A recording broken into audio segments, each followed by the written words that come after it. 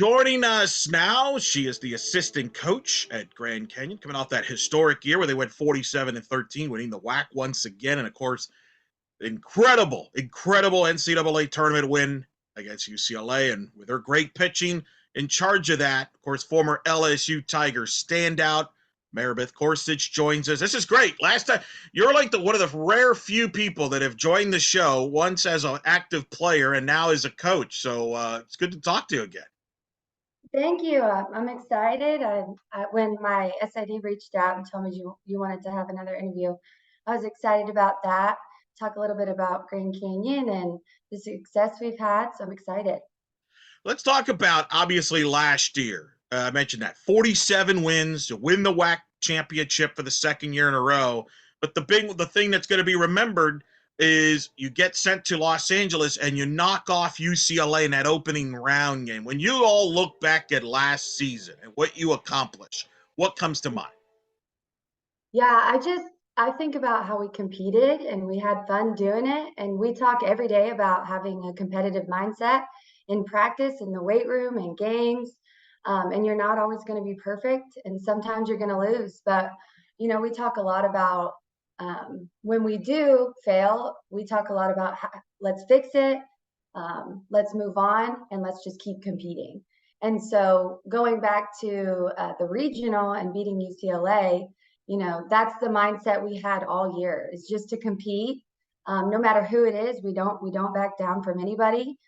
We competed all year. We played a really tough schedule to prepare us for that moment. So it was a really exciting year. We had a really good team, a lot of experience in the circle, and in the infield and the outfield. We had a really good lineup. So yeah, last year was a really fun year to be a part of. And then I'm super excited for this year too. I think it's going to be even better. What will you take from that UCLA game? What's the memory that you will remember from that UCLA game?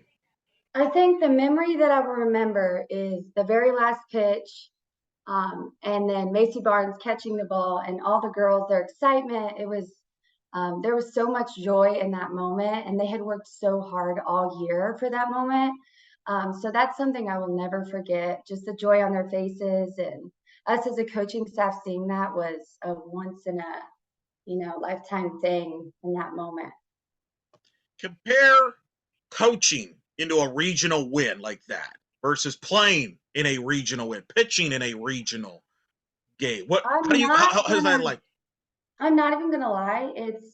I was more nervous coaching in a regional than I was playing in a regional. Playing, you have the ball in the circle and you have a little bit of control, but as a coach, you just have to trust that they're going to do what they've worked on all year, and just got to trust them. And it definitely is a different feeling for sure. And I would say as a coach, it's a little bit more nerve-wracking than it is as a player, weirdly enough. No, because you don't have the control that you do as a player, right? You're just focused on the next pitch. As a coach, you don't really have control. You might be calling the pitch, but at the end, you don't really have control what's going to happen. The pitch, right. No, but that's a great answer on that. What was your phone like when you beat UCLA? Who did you hear from?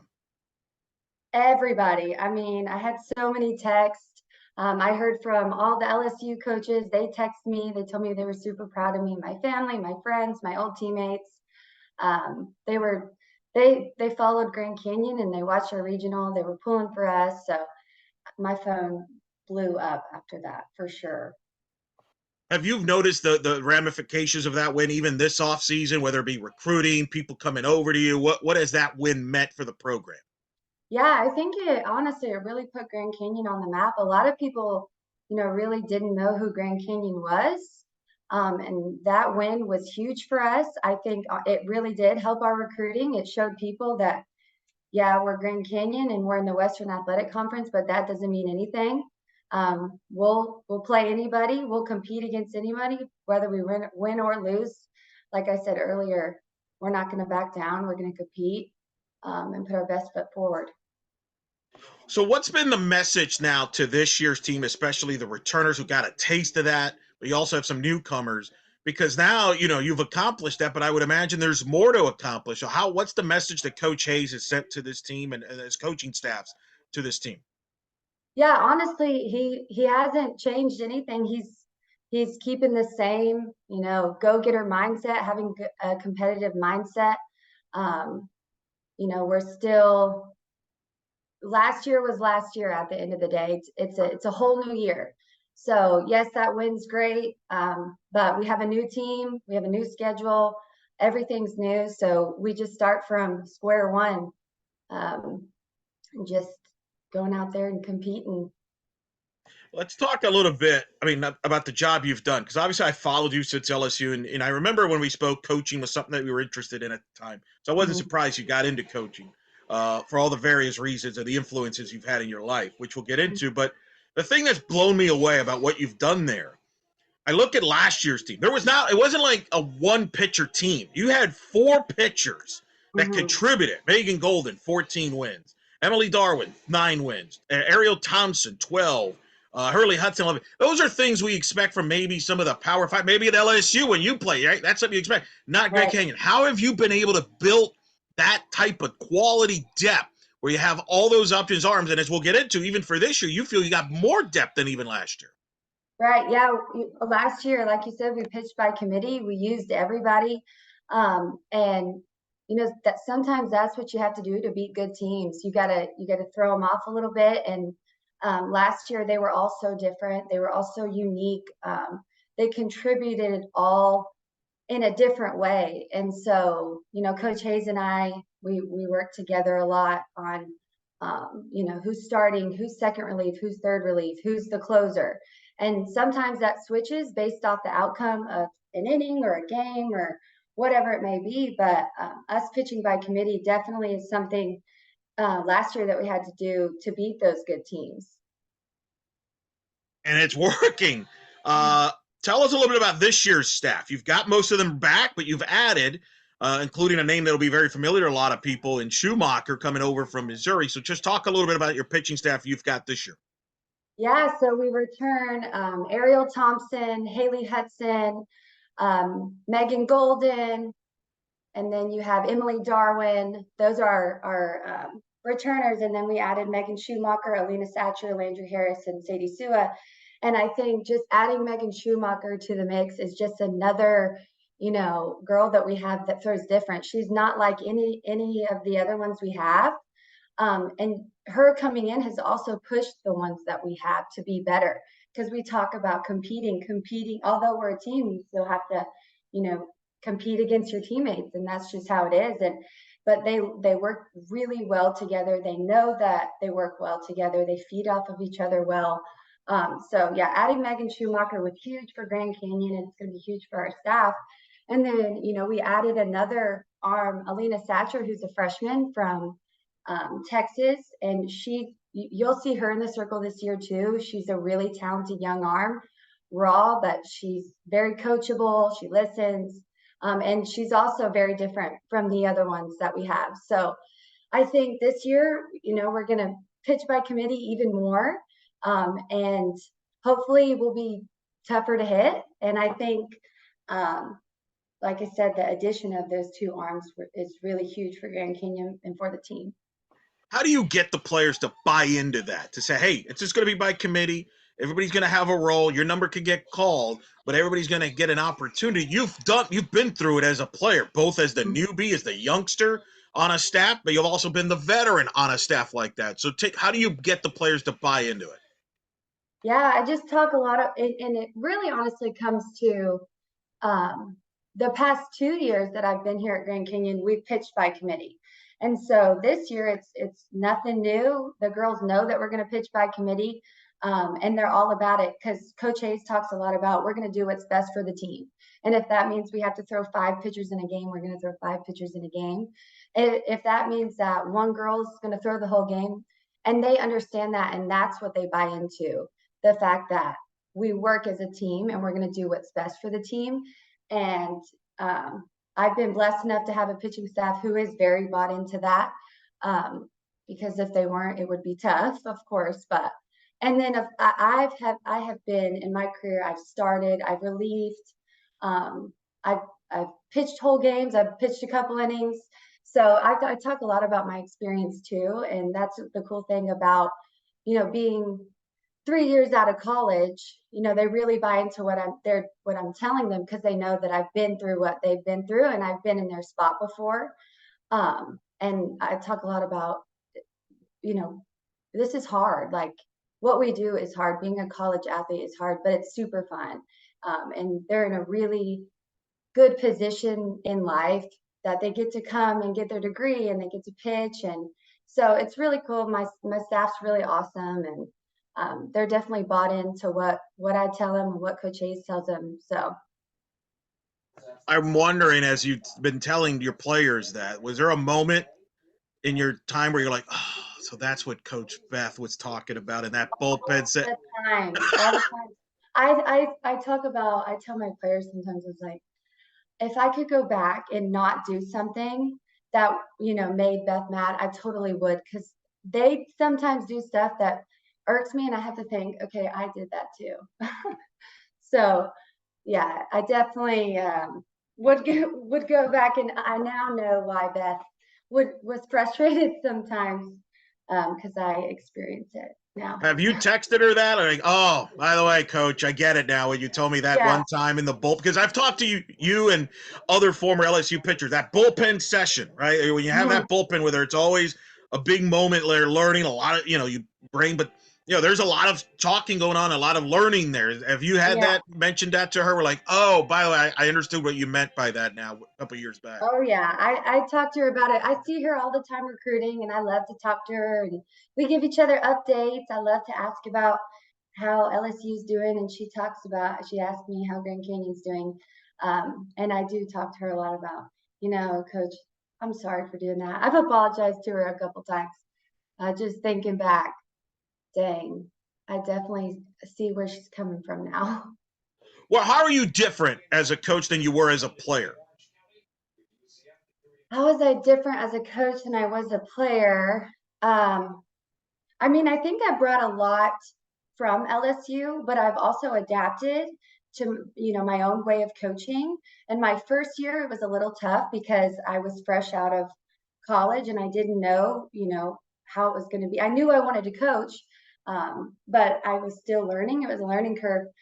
So, that transition was hard, but the girls make it so easy. And once they're bought into what I'm telling them, and as a player, I had to buy in. So nothing changed there, um, going from player to coach in terms of buying in and competing.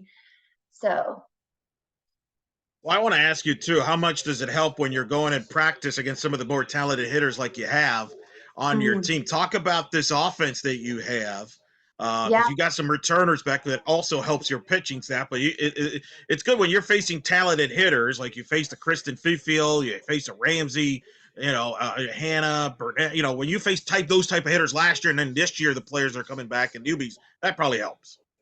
yeah, for sure. And we actually scrimmage a whole lot. So our pitchers face our hitters, so they get to see good hitting every single day. And like you said, we do have a really talented offense, and we added some bats to that offense too.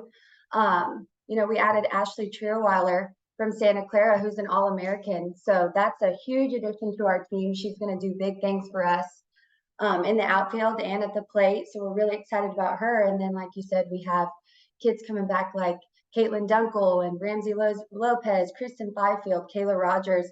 They're all, experienced seniors who have been through this and have, played for Coach Hayes for a couple of years. So the young talent we have coming in have transitioned in great because of the leadership we have from those older girls.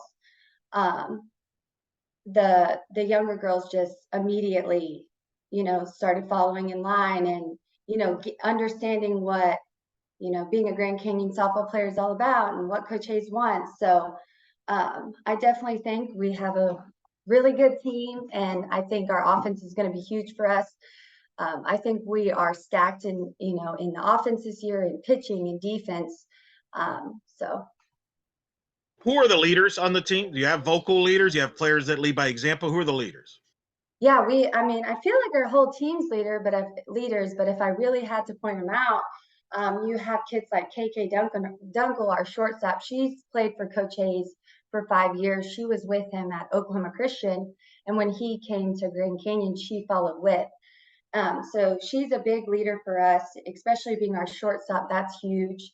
And then we have Kristen Fifield, who's a big time leader with her actions and her words. The younger girls and really everyone really listens to her and totally respects who she is as a human and a ball player. And I feel like I could just keep going on and on. You have Ashley Trierweiler, who's a big time leader. She's played softball for a while. She's a proven softball player. She's successful, and she's also one that leads with her words and her actions. Let's talk about a little bit. What was it about Grand Canyon that was the right spot for you when you mentioned you got into coaching right after your playing career? What was it about Grand Canyon that you felt was the right spot for you? Yeah, so right after college, I knew I wanted to go into coaching. So I started, it's all about connections. So I started asking around, and I randomly got a call from Coach Hayes, and I had two other opportunities that were on the table. And then, after those opportunities were provided to me, all of a sudden I get a call from Coach Hayes, and I hadn't talked to Coach Hayes in a long time. Coach Hayes actually recruited. He was the very first coach to offer me a college softball scholarship when he was at Texas Tech. And then turn around, how many years later, he was the first college softball coach to offer me a college softball job. So it's definitely a full circle moment. And at first, I was a little hesitant about, leaving, going that far away from my family. But I prayed about it, and I kept thinking on it, and I just couldn't turn down an opportunity to coach under Coach Hayes. He's incredible. He's such a smart coach. One thing that was told to me when I was searching for my job is, love who you work for and love where you live. And I absolutely love where I live, and I love who I work for. Coach Hayes and Grand Canyon in general. Jamie Boggs, our AD, she has been nothing but incredible to us. She's given us a lot. And so that's kind of the journey. And so I took the job about a week and a half later. I'd never seen Grand Canyon, and I'm not gonna lie, I didn't know who Grand Canyon was when Coach called me. But he somehow talked me into it. And I definitely do not regret it one bit. I love it here, and it's been a lot of fun. Describe the school for those that have not been there, now the facilities. Describe everything for those that may not be as familiar, because people are starting now to get familiar. More people are going to pay attention now, in part because of that UCLA win, but also just the overall growth of the university and the program and the success they've had, not just in softball, but other sports in the WAC. So tell us a little bit about Grand Canyon. Yeah, so Grand Canyon, it's located in Phoenix, Arizona. We are a private Christian school, and one of the biggest private Christian schools actually in the world. We're super affordable, and the campus is incredible. The girls actually say it's like Zoe 101, and it's like skateboards and longboards and palm trees. It's an incredible campus. And our athletic facilities are awesome. Our softball facility is awesome, and Grand Canyon is continuing to make upgrades to it. So we're super thankful for that. We're working on a big video board right now. So we're just waiting on that. And we've got an awesome locker room, awesome weight room. We have all the resources for the girls, from tutors to, study facilities and places to study and food. I mean, you name it, they have it, and the girls love it here. So that's really, Grand Canyon is definitely a really cool place, and I definitely encourage people to look it up and check it out. Phoenix, Arizona, not a bad place, by the way. Not Just a bad saying. place at all. The weather's incredible. I was gonna say, I know you didn't want to leave family and all that, but once you stepped around that area, you're like, maybe I can live with this. Yeah, It was definitely awesome. My first year I was out here, I lived by myself, fresh out of college. I had to learn to grow up a little bit, and my first big girl job. So it was definitely a huge learning experience. And then my second year, Coach Hayes hired Sydney Sherrill as our infielders coach, who I played against. We had never met, we never knew each other, but we played against each other in college all the time. So we definitely knew about each other.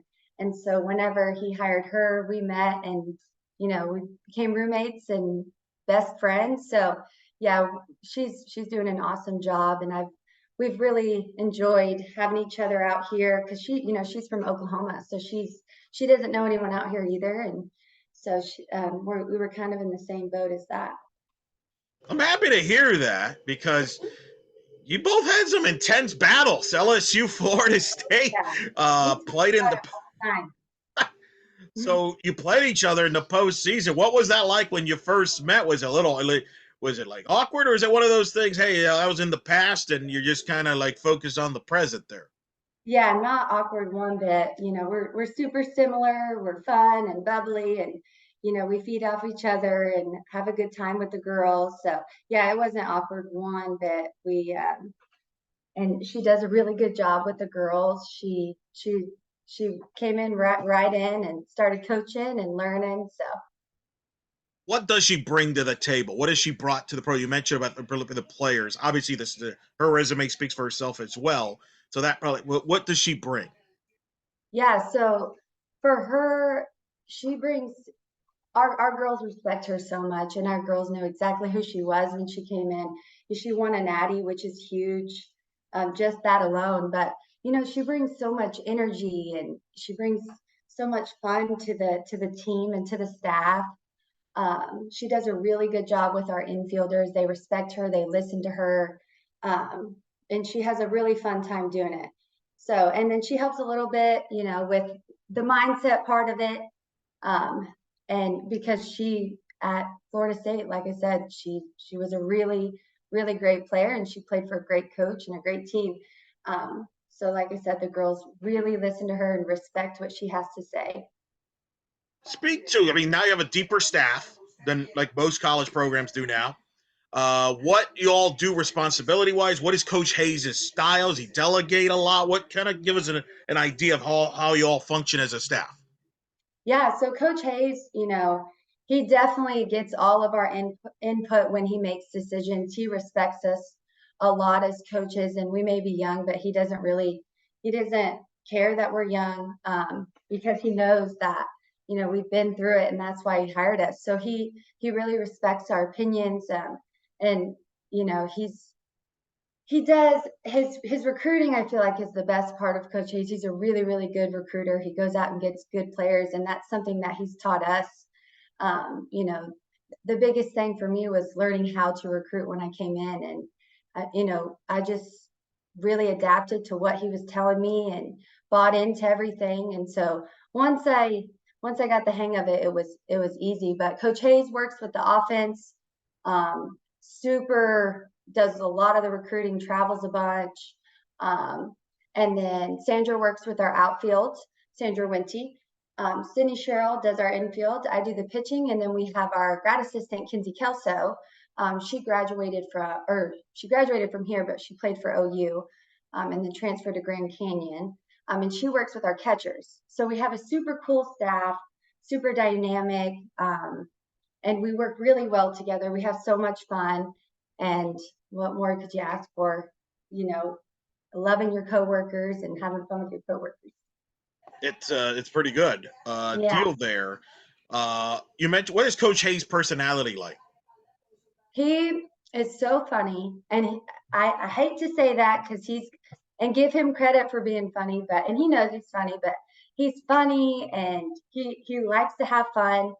And he gets serious, and the girls know he gets serious, but every day he just talks about, let's just have fun.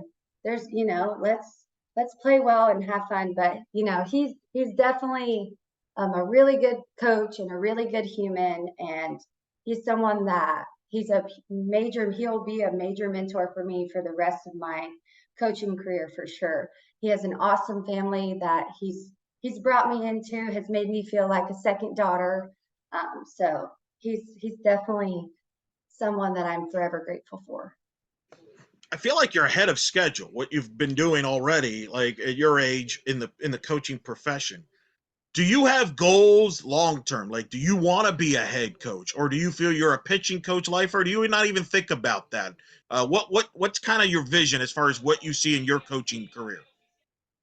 Yeah, well, right now I'm really just I try and always focus on the now and how to be successful now as a coach and how to and I'm right now I'm really just focused on my girls and my team and my pitching staff and making sure that we're getting to where we need to go.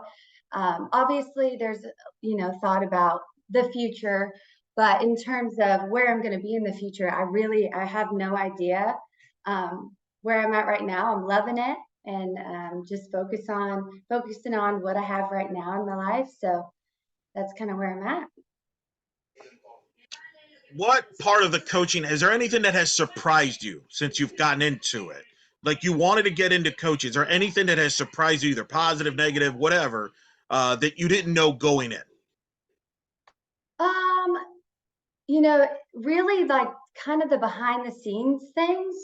I knew at LSU there was a lot of the behind the scene work, but I really didn't know how much work it took.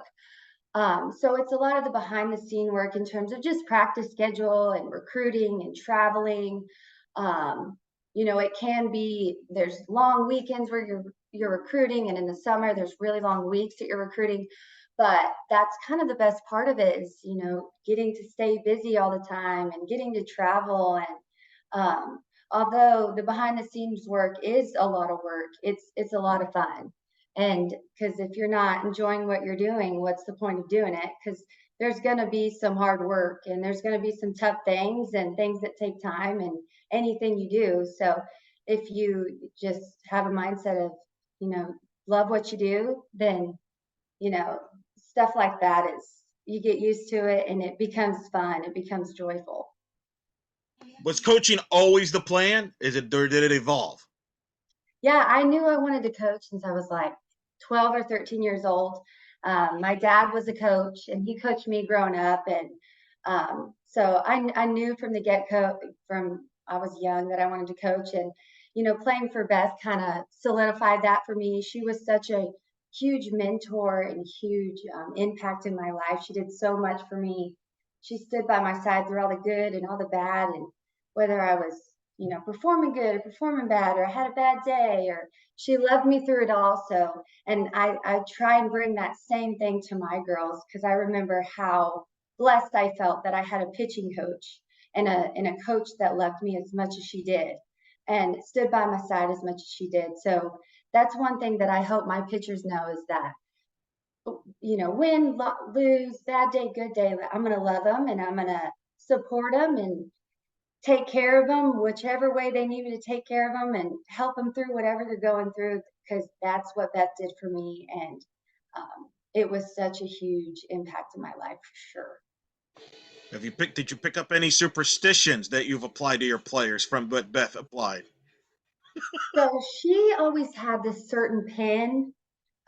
When she in game stuff, she charted everything, and she had this certain pin she used. And for some reason, I now have that certain pin, and it's a pink pin. I know that if I start the game with a pink pin, I always feel like, okay, I gotta have my pink pin. We win when I write with my pink pen. So if I forget my pink pen, that's when, I'm like, I at least gotta find a replacement pink pen. It's not the same, but it'll do. It's just little stuff like that. Oh, the pink pen. Yes, I've heard the Yeah, story the about the pink pen pen. there. Okay, that's pretty Yeah. good. I know we just had Lindsay Lethwich on recently. She's talked about the jacket, like, just help the offense Yep. zip up. Yeah, you heard it. Okay. Uh-huh. Keep the hits in, let the hits out. Yep. Yes. That Oh was a my. big thing. Uh-huh. Were you superstitious prior to coming to LSU, or did that pick up when you were at LSU? I wouldn't say I was super superstitious prior. I had little things, but at LSU there I had, and I wouldn't. There's some of it is superstition, but a lot of it was just routine. Having a routine. We talked a lot about that at LSU. So, I did have to put my right sock on first and then my left sock. That was, that was a superstition that I had to do. And, you know, sometimes we lost when we did that and when I did that, and sometimes we won. So I don't, now that I'm thinking back, it was kind of dumb, but it was a superstition I had and I just stuck with it. So Part of the routine. And as I say, I only oh bring this up to coach with coach because I'm as superstitious as anybody. So yeah. I applaud the fact y'all are open about it because I'm as a broadcaster, I have to sit a certain way, make sure the Hmm. broadcast goes well. Sometimes I'll wear the polo a certain way. So I totally get it. Like you got Yeah, to, you especially have in to. the sport. Yeah. Oh yeah. That's pretty good. Do you have a favorite memory from LSU Do I have a favorite that memory stands from out? LSU that stands out? Let's see. So one of my favorite memories in terms of playing is I got to pitch against Florida my freshman year in the World Series. That was a super cool moment, and we only went to the World Series my freshman year, and then we made it to supers the rest of my 4 years there. But it was a super cool moment. I still think back, and I'm like, I think I might have stopped breathing right when I went in, and I remember I was going in for Allie Waljesper, and she looks at me and she just tells me, just breathe. You're gonna do great. Because I think she saw that look in my face, that little freshman shocked look that I cannot believe I'm about to pitch in the World Series again in front of however many fans, a full stadium. So, and Allie Waljesper was a huge, another huge impact in my life. So that's a memory that I always look back on. I don't necessarily, my adrenaline was pumping so much. I remember that inning, but I don't remember it to the full. But the one thing I do remember is Allie just looking at me and says, "You got this. Like, just breathe. You got this." So that was a really cool moment for me, and something I'll definitely never forget. That's pretty good. Is what's the most popular question your players get ask you about your playing career? Let's see. I feel like I can't even think of one because there's so many. I feel like my pitchers ask me questions all the time about, and honestly, I bring up a lot to them. In college I did this, or because I use those experiences to coach, so that they know that I'm not just saying that I've been through it. I know whether it's a mechanical thing, whether it's school, whether it's whatever it is. I bring it up a lot. Hey, when I was a coach or when I was a player, I did that too. Or, but I feel like there's been so many that I almost can't even think of one. What's the most important message you tell your players that you wish you knew when you were a player but have learned since?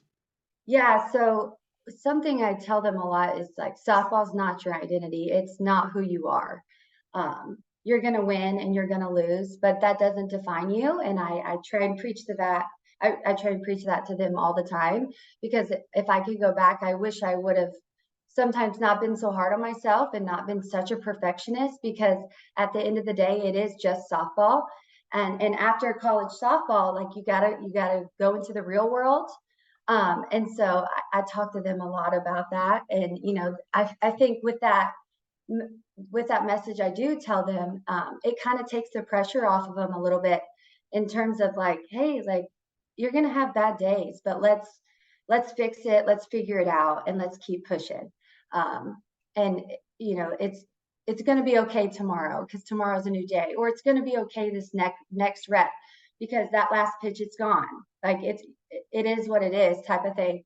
And so that was the biggest thing, is just making sure that they know, like, this is not their identity. And there's so much more than a game. I mean, they've contributed so much to this game, but they are so much more than this game. And I think that helps their mindsets. And I think that, like I said, takes the pressure off of them, and they have a lot more fun when they do that. And there's moments that I wish I would have done that more. You mentioned Allie Wall Jasper. She's a pitching coach over at Boise Hmm. State. You got Shelby Sinceri's over at McNeese. Like, what is what in the Yeah. water there in Baton Rouge? All you pitchers end up going back into coaching. Is that something you all like stay in touch with each other? Do you follow each other what they're doing? Does it get a little like in a fun way, kind of competitive with all? Like, what's that like to have some of your teammates and being in the same spot as you're in as coaches? Yeah, we definitely keep up with each other, and I talk to Allie a lot. I talk to Shelby here and there, but I follow, everyone that's a coach that I know. I follow their programs, and unless we're playing them, I root for their programs. We got to play Allie last year, so that was super cool. And then my first year, we got to play Riker, who was a manager at LSU. So that was super cool, and I definitely keep up with them, and I still talk to them. That's pretty good. Yeah, I for feel like sure. we should do like a Beth Torina tournament where like all the I know that just that's a playing the good idea. tournament. That's a quality tournament. What was your reaction when you saw Lindsay Leftwich going to NC State to take over as the head coach? Yeah, I was super happy for her and super proud of her. Lindsay actually was someone who also was a huge mentor for me. She really, my freshman year, she took me under her wing and helped me figure it out. So when I heard that, I was so proud of her. I know for a fact she's going to have a good team, and those players, they're so lucky to have her because she is a one of a kind human, and softball coach. She loves you on and off the field, and that's another person that I take into consideration when it comes to coaching. And she loved me so much, and she helped me and guided me. And there's some days that I just had a bad day, and I'd go to her and just sit there, and she just listened to me talk and give me great advice. So that's another person that I look up to, and I would consider a mentor. So I'm super happy for her. I think she's going to do an awesome job. And I think NC State is definitely lucky to have her. Couple last things before we let you go. The WAC. Tell us a little bit about the WAC conference. What's it like to compete in the conference? You're defending champions, big league. It always evolves. What's it like in the WAC for those that don't follow on a daily basis? Yeah, the WAC's it's a tough conference, and it's a good conference. We have teams from Texas, we have Cal Bap in California, so we're kind of all over the map.